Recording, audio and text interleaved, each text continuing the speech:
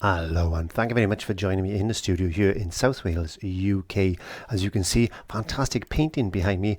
Now, I want to talk about the 5 best things to paint to sell on a craft fair or an art exhibition or something like that. And I've already touched on the best sizes that you could use in that situation, but what's the best 5 subjects that I found sell really well on my craft fairs and art shows? Welcome, thanks for stopping by. It's time to learn with our friend Clive.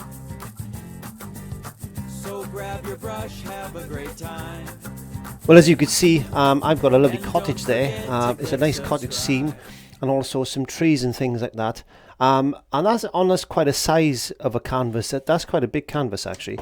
And now, would this sell? Yes, it would. It's 24 by 20 actually. Would that sell on a craft fair? Yes, it would. Would somebody buy that? There's a possibility they won't. There's a lot of people who will be looking at that particular painting, but not necessarily buy it. Oops. But not necessarily buy it.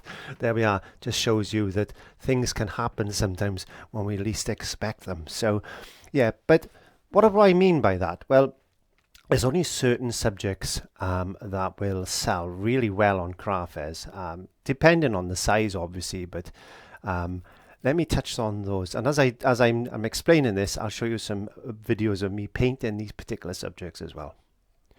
So the first one we've got today is a flower. Now, flowers work really well. Flowers work really well in craft fairs and art shows and things like that. They sell readily. From the simplistic to the most complicated, depending on if you're a floral artist or not. But I would recommend to at least have a try at painting some sort of a flower in this situation. And as you can see, what I'm doing at the moment is I'm painting just a simple flower. This video is available on YouTube if you want to pop along to the main channel. I'll link that in the descriptions and also put it in the iCards for you. So if you want to follow along with that and give yourself a little bit of practice, then please do that. So flowers. The next thing is seascapes. Seascapes sell really well. Now, depending on the complication of these paintings, you can make them very simple. Simple is always the best sometimes, especially in craft fairs. You need something that's bright, sunny, bold colours. You need a really good interesting subject, so maybe a few cliffs and things like that, some rocks, whatever. As you can see in this example of the painting that I'm doing of a seascape, you can see that I'm using some really nice colours, something that'll catch the eye. And seascapes are always one of the winners. One of the things that I always sell a lot of as far as my craft fairs and art shows are concerned. Number 3. Let me think. Number 3. And number 3 is another one that really sells well, and that is mountains. Yes, the old Bob Ross type style mountains. Now, I've always got a selection of these tucked away, and they sell like hotcakes. In some situations, I've sold 6 or 7 in one run, because as I said before previously, once you sell one painting, they're walking around with that painting, it catches people's eyes. And but mountains, have a go at different types of mountains, different styles of mountains, distant mountains, close-up mountains, snowy mountains, rocky mountains, mountains with trees on there, you know, mountains with in the background with a river running in the foreground, lakes, all that type of stuff. But Bob Ross is a good inspiration for that type of thing. Also on my channel you can find some mountain videos, which I'll put in the iCards there and in the descriptions below. So give that a try, and I wish you well on your craft fairs. Number 4 is another thing that I've sold a lot of on these craft fairs and art shows, and that is basically sunsets, brightly coloured sunsets. You've got lovely clouds in the sky, you know, that dark orangey lovely colour. You've got the purpley warmth of reds, oranges, You've got that glow of sun. Anything that's really bright and colourful and catches the eye, as you can see in the example that I'm painting now. And these things are easily done. You can paint these quite quickly, and this is what you need to do. You need to be able to paint, get yourself to an experience level where you can paint pretty quickly, turn out some lovely paintings, and that way then you're maximizing on your profit potential.